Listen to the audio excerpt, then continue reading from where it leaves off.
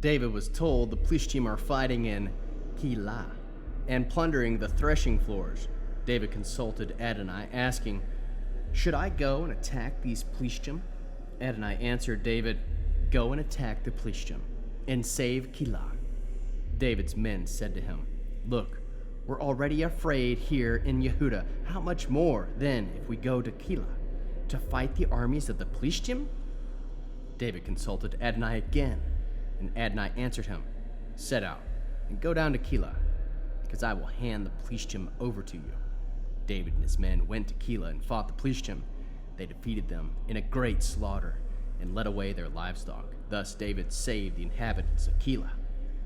When Aviatar, the son of Achimleach, fled to David in Keilah, he had brought a ritual vest with him. Now Shaul, on being informed that David had gone to Keilah, had said, "God has put him into my hands. He's trapped himself by entering the town with gates and bars." So Shaul summoned all the people to war and go down to Keilah and besiege David and his men. David knew that Shaul was plotting something against him, so he told Aviatar the Kohen, "Bring the ritual vest here." Then David said, "Adonai, God of Israel, your servant has certainly heard that Shaul intends to come to Keilah and destroy the city just to get me. Will the men of Keilah turn me over to him? Will Shaul come down as your servant has heard? Adonai, God of Israel, please tell your servant." Adonai said, "He will come down." Then asked David, "Will the men of Keilah hand me and my men over to Shaul?" Adonai said, "They will hand you over." So David and his men, now around 600, got up left Keilah and went over wherever they could. It was told Shaul that David had escaped from Keilah, so he called off his expedition. David stayed in the desert strongholds remaining in the hills of Ziph Desert. Shaul kept trying to find him, but God did not hand him over to him. David saw that Shaul had mounted another expedition to seek his life. David was then at Horesh in the Ziph Desert. Jonathan, Shaul's son, set out and went to David at Horesh to encourage him in God. He said to him, "Don't be afraid, because my father's forces will not find you. You will be king over Israel, and I will be second to you. Shaul, my father, knows this too." Then the two of them made a covenant in the presence of Adonai, after which David stayed at Horesh, and Jonathan returned home. The people of Ziph came to Shaul in Geva and said, "David is hiding himself in the strongholds of Horesh on Hilkahil Hill, south of Yishimon.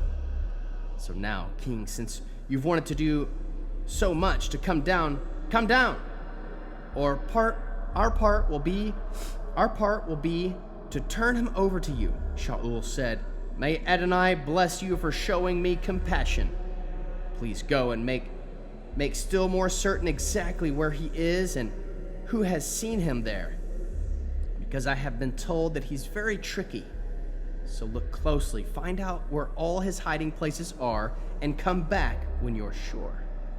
Then I will go with you, and if he is there in that territory, I will search till I find him among the thousands of Yehuda."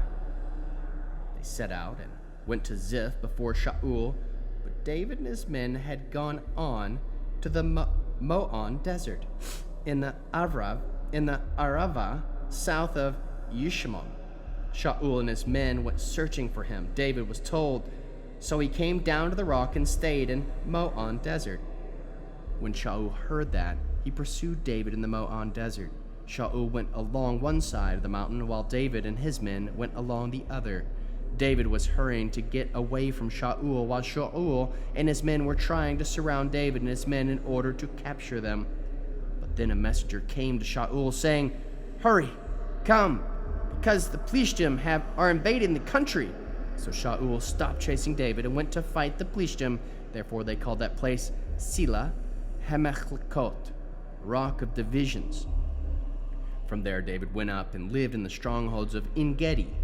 When Shaul returned from pursuing the Plishtim, he was told that David was in the desert of En-Gedi. Shaul took 3,000 men chosen from all Israel and went searching for David and his men on the cliffs where the mountain goats are. Near some of the sheep pens along the way was a cave, and Shaul went inside to relieve himself. It happened that David and his men were sitting in the recess at the back of the cave. David's men said to him, "Look, the day has come that Adonai told you about when he said to you, 'I will turn your enemies over to you, and you will do to him whatever seems good to you.'" And David stole over unobserved and cut off the corner of Shaul's cloak. But after doing this, David felt remorse after cutting Shaul's garment. He said to his men, "Adonai forbid that I should do such a thing to my lord, Adonai's anointed. I must raise my hand against him. After all, he is Adonai's anointed." By saying this, David stopped his men and would not let them do anything to Shaul. Shaul got up, left the cave, and went on his way. Then David too got up, went outside the cave, where he called after Shaul, "My lord, the king!" Shaul looked behind him. David bowed his face to the ground and prostrated himself. David said to Shaul, "Why do you listen to the people who say, 'David is out to harm you'? Here, today, you have seen with your own eyes that Adonai put you in my power, there in the cave. Some of my men said I should kill you, but I spared you and said I won't raise my hand against my Lord because he is Adonai's anointed. Moreover, my father, look, here in my hand, you will see the corner of your cloak. By the fact that I only cut off a piece of your cloak and didn't kill you, you can see and understand that I have no plan to do harm or rebel, that I haven't sinned against you, even though you are seeking every chance you get to take my life. May Adonai judge between you and me, and may Adonai avenge me on you. I will not lay a hand on you. As the old saying has it, out of the wicked comes wickedness, but I will not lay a hand on you. The king of Israel has come on a campaign. After whom? Whom are you chasing? A dead dog? A single flea? Adonai be the judge.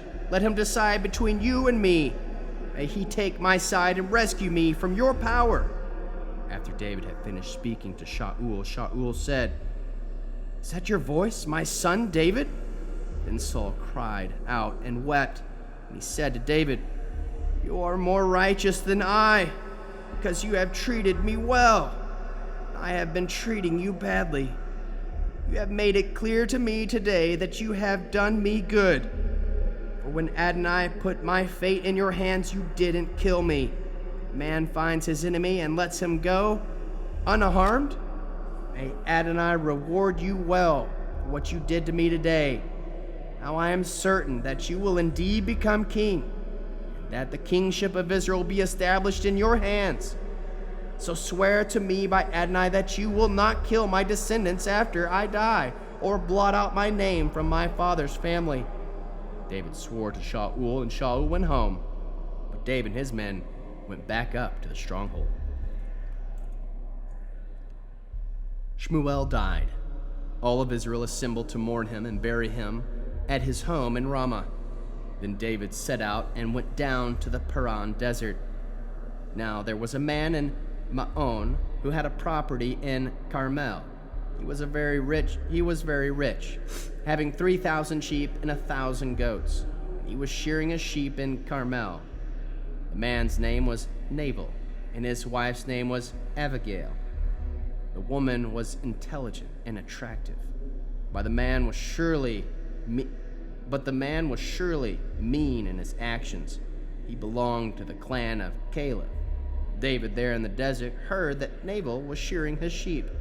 David sent 10 young men with these orders: "Go up to Nabal in Carmel and bring him greetings from me. Say, 'Long life and shalom to you. Shalom to your household. Shalom to everything that is yours. I've heard that you now have shearers. Your shepherds were with us for a while. We did them no harm, and they found nothing missing all the time they were in Carmel. Ask your own men. They'll tell you. Therefore receive my men favorably, since we have come on a festive day. Please give what you can to your servants and your son David." On arrival, David's men said all these things to Nabal in David's name. When they had finished, Nabal answered David's servants, "Who is David? Who is the son of Yashai? There are many servants nowadays running away from their masters. Am I supposed to take my bread, my water, my meat that I slaughtered for my shearers and give it to the men coming from whom knows where?" So David's men turned around, went back, and came and told him everything Nabal had said. David said to his men, "Buckle your swords on, all of you." Each one buckled his sword, David too. There went up after David about 400 men, while 200 stayed with the equipment.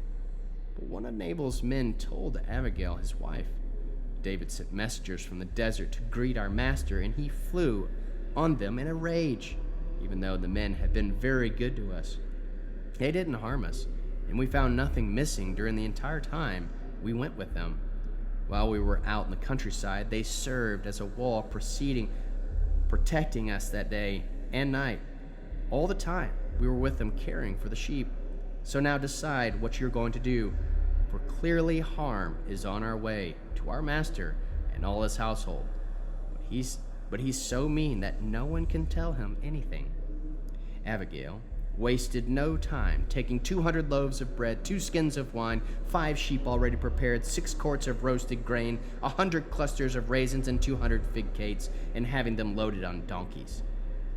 Then she said to her young men, Go on ahead of me, and I'll come along after you." She didn't tell her husband Nabal. She was riding on her donkey, down past the hiding place in the mountains. When David and his men descended toward her, she met them. David had said, "What a waste it has been guaranteeing everything this fellow has in the desert, so that nothing of his was missing.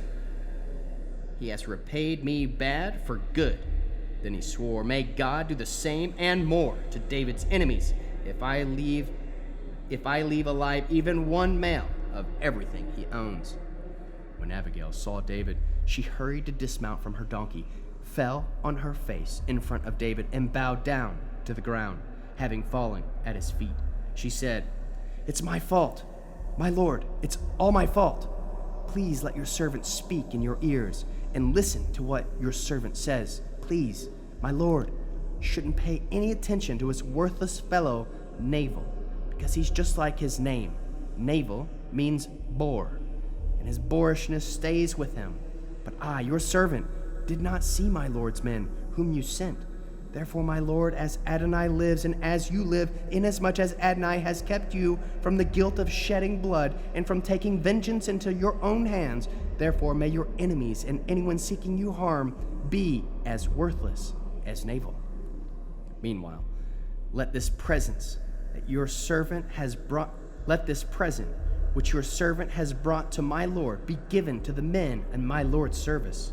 And please forgive the offense your servant has caused, because Adonai will certainly establish my lord's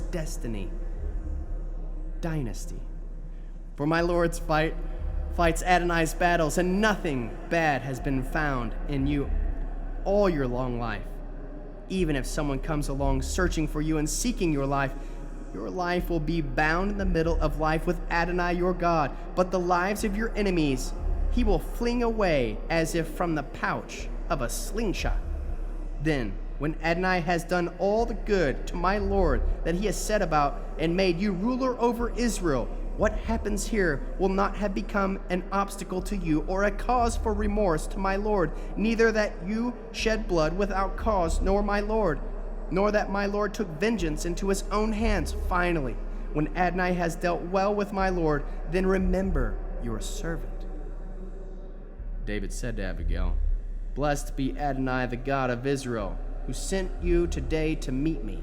And blessed be your tactfulness, and blessed be your having kept me today from the guilt of shedding blood and taking vengeance into my own hands. For as Adonai, the God of Israel, lives, who has kept me from harming you, if you hadn't rushed to meet me, not even one male would have been left to Nabal by morning. So David received from her what she had brought him, then said to her, Go up in peace to your home. I have listened to what you have said and granted your request. Abigail came to Nabal. There he was in his house, holding a feast fit for a king. He was in high spirits, because he was very drunk. So she told him nothing, whatever, until the next morning. In the morning, when he was sober, and his wife told him what had happened, he had a stroke and became motionless as a stone. Some 10 days later, Adonai struck Nabal, and he died. When David heard that Nabal was dead, he said, Blessed be Adonai for having taken my side in the matter of Nabal's insult, and for having prevented his servant from doing anything bad. On the contrary, Adonai has called Nabal's bad deeds to return on his own head.